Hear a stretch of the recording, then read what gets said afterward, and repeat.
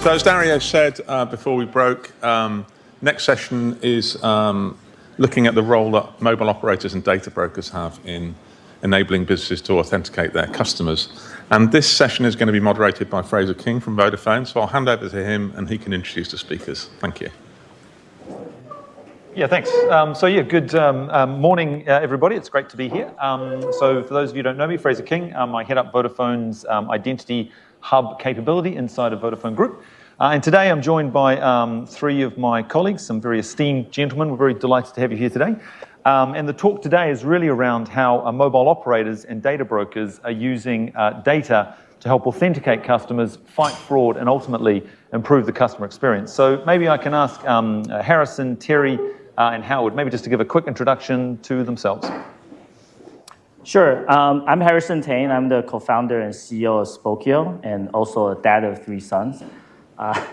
Spokeo is one of the biggest people search engine, data aggregator, identity platform that organize about 15 billion records into 600 million entities, in this case, person entities, to help about 15 million users a month to search, connect, and know who they're dealing with. So very, very glad to be here. So I'm Terry Evetts. I work in the Vodafone legal team as a senior group privacy manager, and I've been looking after Vodafone identity products for about 7 years now. I started in the kind of Vodafone UK business unit and then moved to our global offices about 3 or 4 years ago, and have been helping to look at the products from a privacy by design perspective from the very early days with Fraser, and help to kind of build our privacy framework around how we offer our identity solutions within Vodafone. Cool. Howard Steen, I'm the user onboarding, two-factor authentication, verification, and fraud mitigation go-to-market leader for EMEA and APAC at Twillio. I've been working in the identity space for close on 20 years now, but at Twillio, for those who don't know, we're most probably one of those large companies that you've never heard of, but you've definitely used within the past 3 or 4 days. So we are the leading customer engagement platform, and we work with organizations from social media through to financial services, governments, all around the world, helping them better interact and engage with their consumers, customers. Cool, thanks. I feel like between us we're some sort of Venn diagram that we may have seen earlier, right, with the kind of privacy impact, the kind of the aggregator and the mobile operator. So let's jump right in, right? We've seen some really interesting discussions this morning, I think, that talk about some of the kind of future state and future direction of travel. But I'm certainly keen to kind of open the floor. Howard and Harrison, you guys are kind of out dealing with customers. You're actively participating in this authentication, identity, kind of new world. What are the big kind of problems and kind of burning platforms that customers are dealing with today around identifying customers, authenticating customers, and managing to do that in a way that still creates a good customer experience? So maybe Harrison, if you want to lead us in as our international guest. Sure.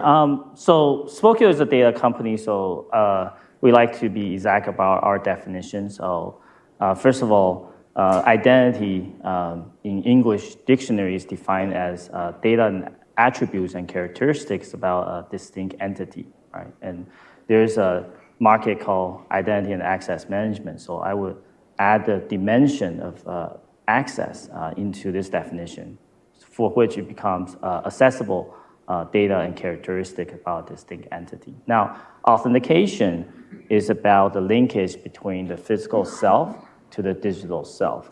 So at the end of the day, how these two things gets combined, at least in the Spokeo's case, it's about giving those identity data dimensions to help authentication and making sure that people are who they say they are.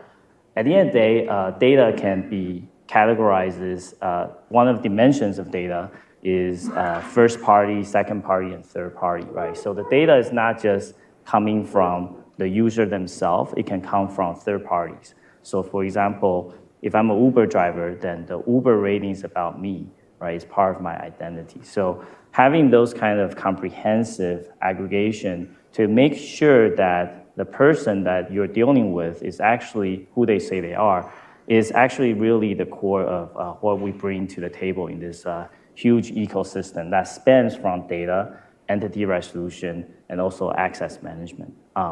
The big challenge today, right, in the authentication world, obviously, is there's multiple, there's fraud and things like that, and the solution, generally speaking, is multi-factor authentication. So there's multiple factors and multiple ways to do it.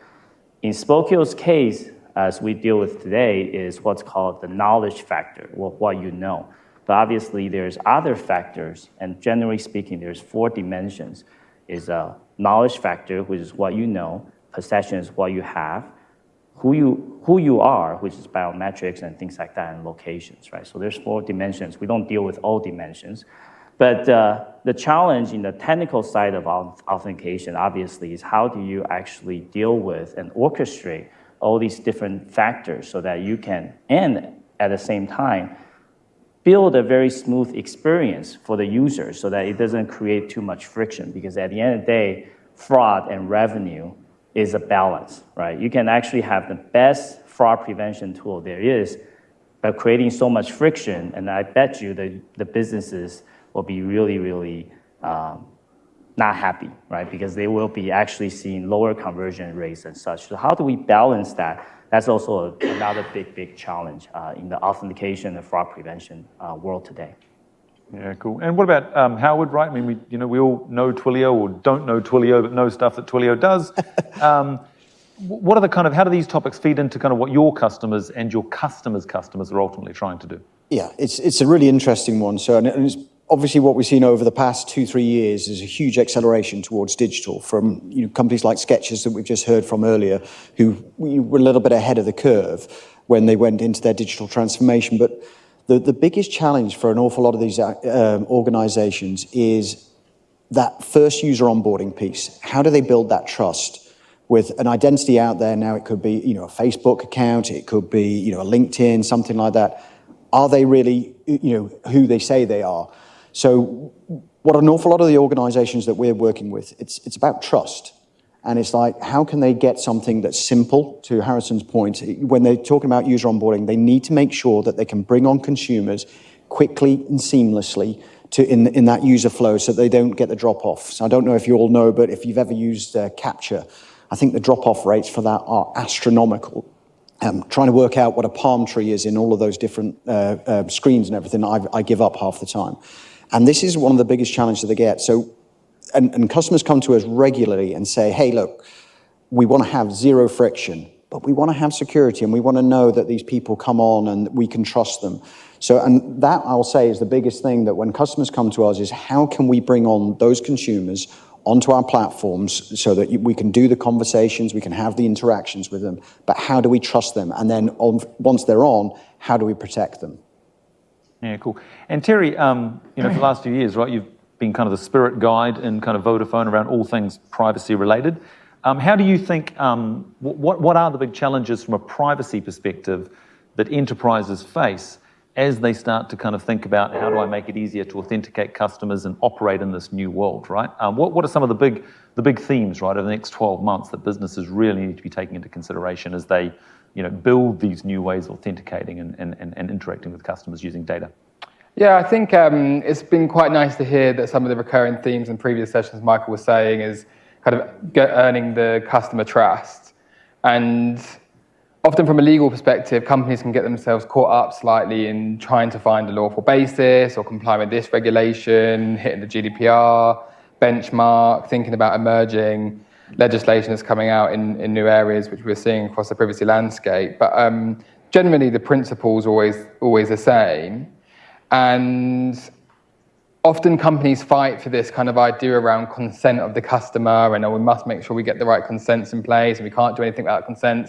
But actually, when you look into the legislation, most of the regulatory views actually rely on anything but consent. Sometimes they say, privacy is easy as ABC, because consent is often the hardest thing to achieve, and sometimes it's not always necessary. And in order to kind of make sure that you're maybe using a lawful basis that isn't relying on consent, the biggest threshold and the kind of benchmark that you need to hit is around transparency with customers. And as a consumer yourselves, would you expect a company to be asking other companies about you in order to pull your identity together? And I don't know, some people might think, yes, I do. And when I'm applying for a bank account, I know that there might be some credit reference agencies being asked about me. There might be some other third-party data, maybe some data coming from your telco. Yeah, I'm generally happy with that. And if it helps to protect me from fraud, then please proceed kind of experience, rather than trying to get them to physically kind of sign up and tick a box if it's not necessarily needed. But if you get that transparency right and you kind of time the communication with the consumers well enough, then you're kind of one step ahead. And that's often quite hard to do, because obviously this is, the mobile ecosystem forum. It's a very complex ecosystem. Trying to explain to a consumer how many parties there are in this ecosystem and how it gets aggregated and kind of the different players and where it might end up is the biggest challenge that you might face. But I think we're seeing kind of emerging just-in-time notifications and kind of innovative privacy portals to try and explain things in a bit of a kind of pyramid fashion. Because typically you get 90% of people who might just not care how their data is processed, and then you kind of get another layer who are kind of interested and want a bit of control, and then you kind of get the top layer, which is kind of like the real kind of privacy activists who will challenge companies on how they're processing data and handling it themselves. And you need to cater to all those audiences. So when you're building your transparency programs, make sure you're kind of bearing that in mind, and also kind of just letting the customer know that even if you're relying on a lawful basis that isn't based on consent, that there still might be choice available in terms of deleting the data that's about you, or kind of maybe opting out of any analytics or processing that maybe falls within kind of an opt-out process under the legitimate business kind of interest assessments that might have been done by the business, and then kind of communicating them and allowing them to use it. Because most of the time, the only time that users might feel uncomfortable with their data being used, if they feel like maybe the data being processed about them is inaccurate. So as everyone in this room is a consumer themselves, they probably want to make sure that companies aren't processing bad information about them, because maybe there's been a credit score that's been unduly given, or there's some kind of social media scraping of data that's been cross-referenced with another profile, it isn't related to yours. So all of these kind of transparency and choices are the main things I think that businesses need to be focusing on their consumer effort to build customer trust. Yeah, and I think that's, again, you heard that in the earlier presentations, right? This, there's clearly this kind of movement of kind of how do customers to have more visibility and control over their information. How do you find, if we think about the consumer, how does some of this, if businesses are using more data and more information to kind of help customers do things more seamlessly, protect them against fraud, enable them to kind of operate most efficiently as possible in the digital domain, how do we communicate customers this way? Because what you just explained, Terry, and I spent many years with you, so I kind of understand half of it. It's a very complex landscape, right? Communicating to customers exactly what the information is that we hold, what it is that we're doing with it. What do you think consumers are looking for in the emergence of this new world as we try and find the balance between keeping people safe, giving them a good experience, but also ensuring their rights to privacy are protected? Maybe, Harrison, you can jump in there. And I had a look at Spokeo, as I mentioned to you online, and I was pretty excited by the prospect. But I imagine there's a lot of privacy activists out there who are, really, really fascinated by the prospect. So do you want to maybe pick up on the consumer theme and kind of what the consumers kind of need in the space? Yeah, I think, first of all, Spokeo's mission is about transparency. So a couple years back, we invested. Actually, most recently, I saw there's a leaked document about Facebook engineers saying that they don't even know where the data comes from and things like that. And 7 and 8 years ago, I've noticed the same thing. And this comes back to kind of the data infrastructure and technical challenge. Actually, 8 years ago, if you ask me where the data comes from, the truth is we don't really know, because as the data comes in, right, billions of records and things like that, and they have to do through matchings and linkings and what's called an entity resolution process, and multiple business logic have to be written across multiple layers, right? In the data world, there's something called ETL. It stands for extract, transform, and load. So there's at least 3 layers of data processing that you have to go through. At this moment, Spokeo actually have 7 to 8 layers. So there's multiple business logic and transformation. So at some point, if you don't have what's called good data lineage, you don't even know how the data actually goes from place A to B to C to D, right? So to answer the transparency problem, actually, technically, it's a pretty challenging issue. So we invested in that so that we can actually help customers answer that questions when they ask us that question. But ultimately, I think transparency needs to be shown, not tell, right? And there's a difference between showing and telling. And I don't think customers really want to see the data lineage and say, hey, where the data comes from, show me every single time. But that said, if they want to have that choice, they want to actually know, right, whether in the unfortunate case we get the data wrong because, for example, for a common name like John Smith, it is quite easy to link other John Smith with the same John Smith, right? So in those cases where we got the data wrong, at the very least, we want to provide the customers the choice that they can trace through why we got the information wrong, right? So I think transparency ultimately, it is an easy thing to say, but hard to do. But that said, it's also something that we have to do because at the end of the day, whether it's the GDPR, CCPA, and all those requirements, but ultimately, I think it's a foundation to earning customers' trust. And as we know, and we have to do a lot of A/B testing, I can tell you, earning customers' trust yields to higher conversion. So trust is not just a hype term. It actually does help the bottom line. Yeah. And Howard, I mean, do you want to sort of elaborate on the, if Twillio, I mean, Twillio does a lot of stuff, and you bought Authy a few years ago, right? You're doing stuff with authenticators. You're probably one of the biggest, providers of one-time password as a second factor of authentication. I know we've been doing some really interesting stuff around how we can take data from the mobile network and help authenticate. What does that kind of ideal consumer experience look like if some of this stuff can be unlocked? Yeah, it's a really interesting one, and some of the points you raised, and also the presentation earlier where you showed the divergence of potentially the dystopian or the utopian. From the consumers, you look out there. There's lots of different demographics. People who are very au fait with digital identity and their own identity and what that means, and there's other people who just don't give a stuff. We see what gets posted on Facebook and social media all the time, and you're thinking, oh God, don't do that. Oh, it's my birthday, look, this is everything, all my details you'll ever need. So it's having something for the consumer, which is as simple as possible, but knowing that wherever that data is coming from, it's an authoritative data source, and it's being protected to a certain extent.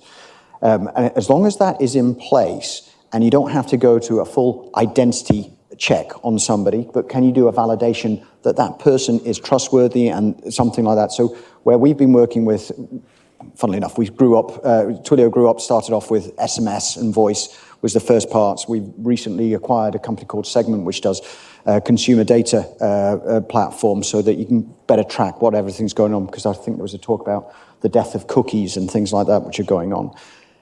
So bringing it back to the consumer, they just want a very seamless way that they can go in. Everybody is very used to putting in an email address and a telephone number.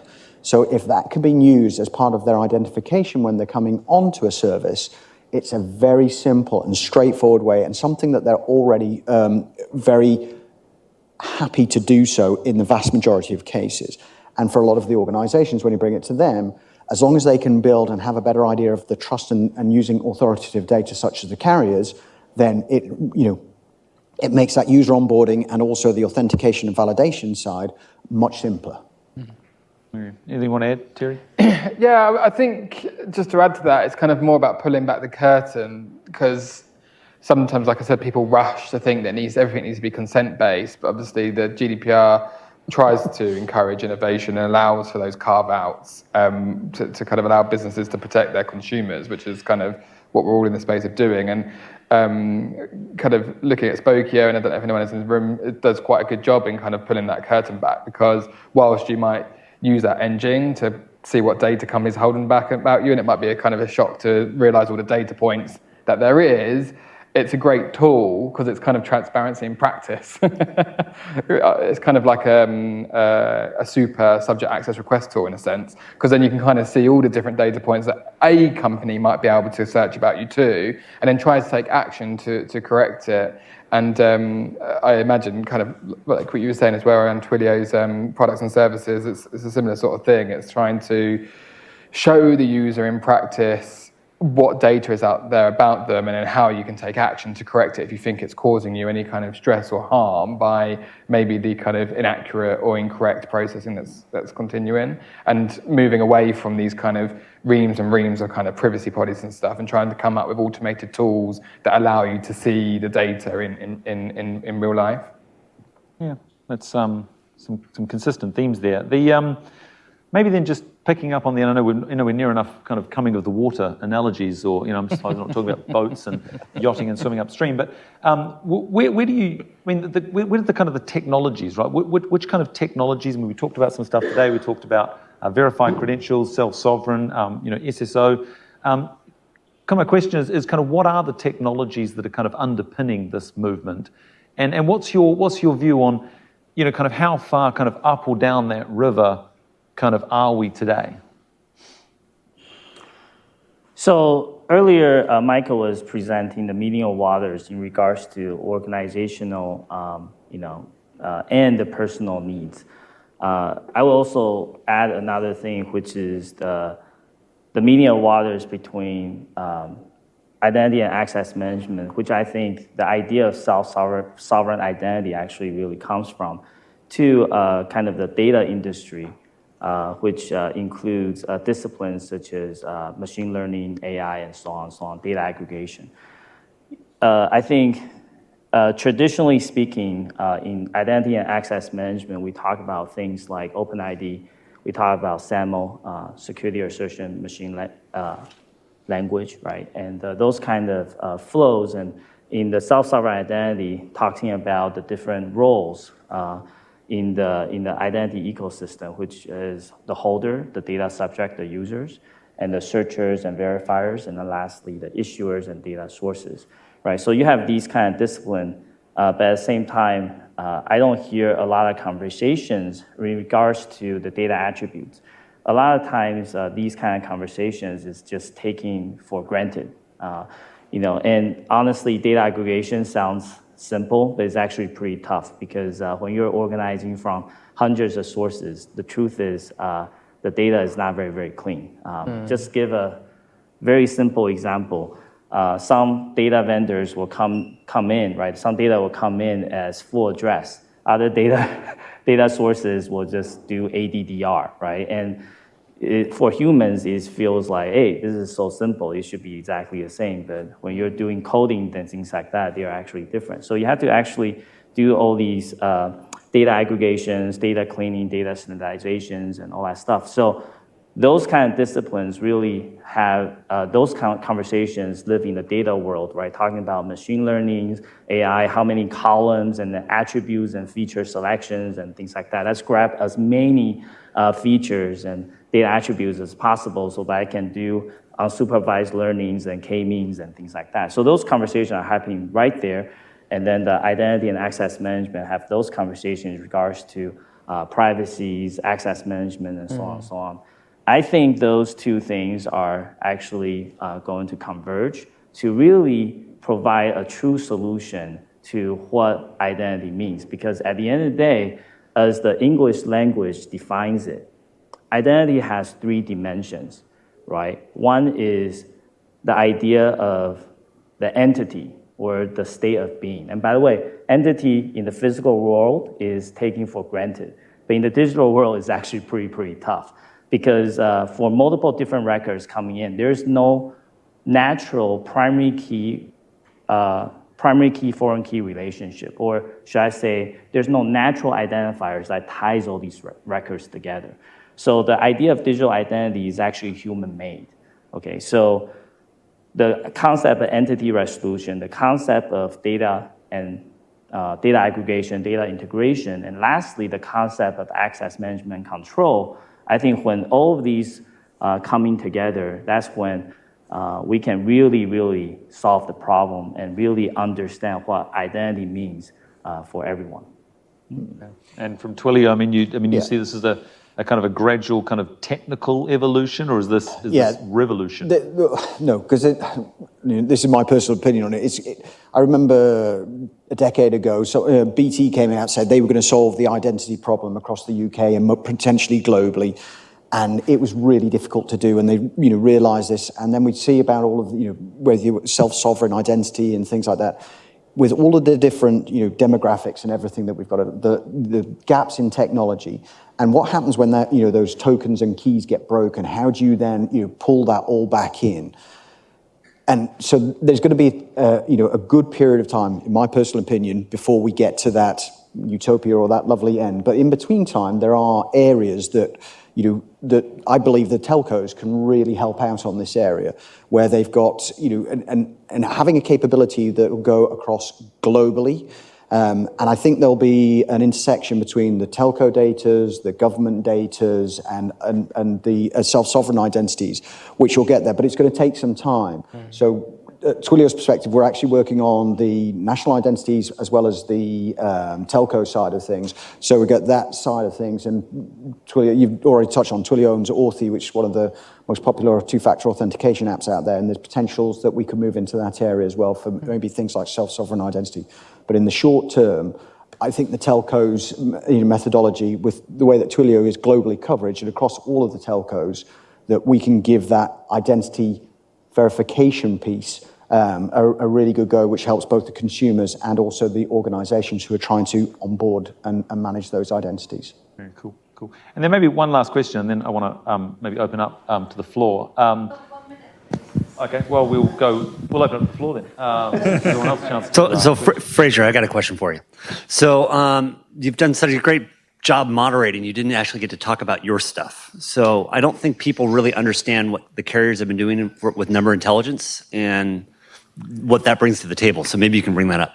Yeah. Look, I mean, come and talk. I mean, I'm here for the next 2 days, right? So come and talk to me at lunch and over the break, and we can talk about the stuff that we're doing. Yeah. No, but please explain to the audience. Yeah. Look, I mean, I think from our perspective, for the last 4 years, Vodafone's been participating in a cross-mobile industry program, which is about opening up access to data and network that exists inside of the mobile network. Now, some of that data is probably defined as classically personal data, data that identifies the subject.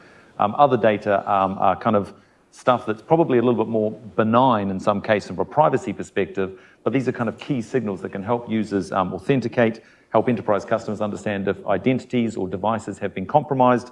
They're feeding into everything from national to international ID schemes, right through to working with banking, financial services, e-commerce, even social networks and other companies as well. So for us, it's about how do we open up access to data that exists inside of the network, and we recognize that data as Vodafone as being the customer's data. It is absolutely, we've always been philosophically very much of the opinion that the data belongs to the consumer, but because this data has the ability to protect those customers against fraud, help those customers do far more seamless kind of engagement online, we also feel we have a kind of a sort of a moral and a kind of an ethical responsibility to create ways of opening this up. Can you provide a very specific tactical example, like the SIM swap API for a banking?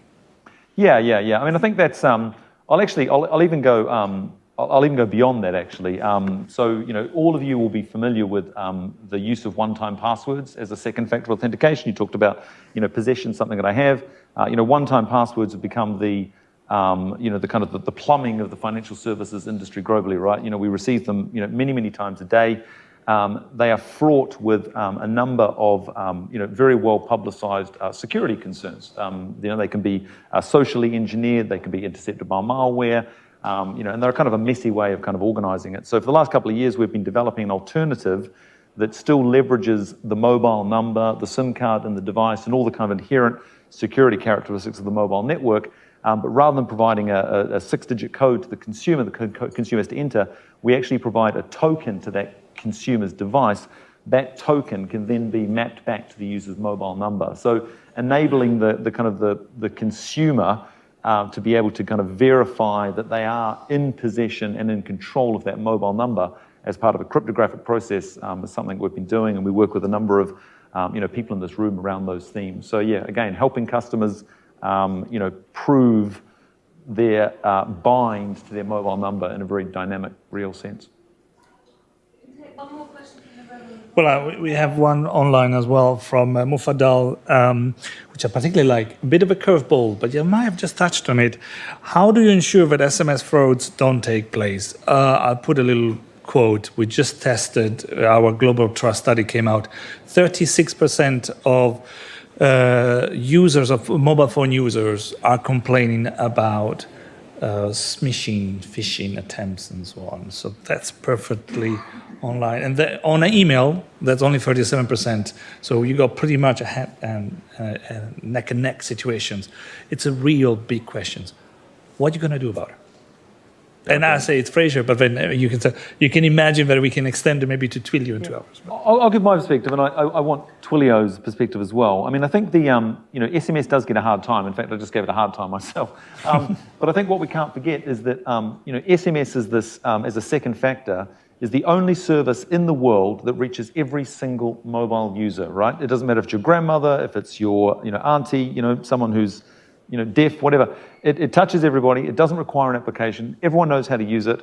And having an SMS as a second factor is multiple times more secure than not having a second factor at all. So we have to recognise the important role that it has placed. But any service where you are sending a code to somebody in the clear is susceptible to interception. But maybe you can sort of jump but on the that smishing phishing side of things, so we've seen an awful lot. We've been working very closely with the telcos to try and come up with something to help this scam calling, where people are basically pretending, they can spoof the bank's telephone numbers.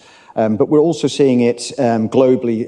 It was very prolific in the US. So we're trying to do what we call it shaken and stirred. So you can get an authentication check against that to make sure that there is nobody faking the ID of that SMS which is being sent out, especially to the consumer market. And that's where it is really bad impact. And we're trying very hard, working with the carriers to ensure that when you get those messages, they aren't spam. And I think there's other providers like Twillio, the carriers, there's still quite a bit of work to be done to try and protect against that. But there's a lot of good work going on right now.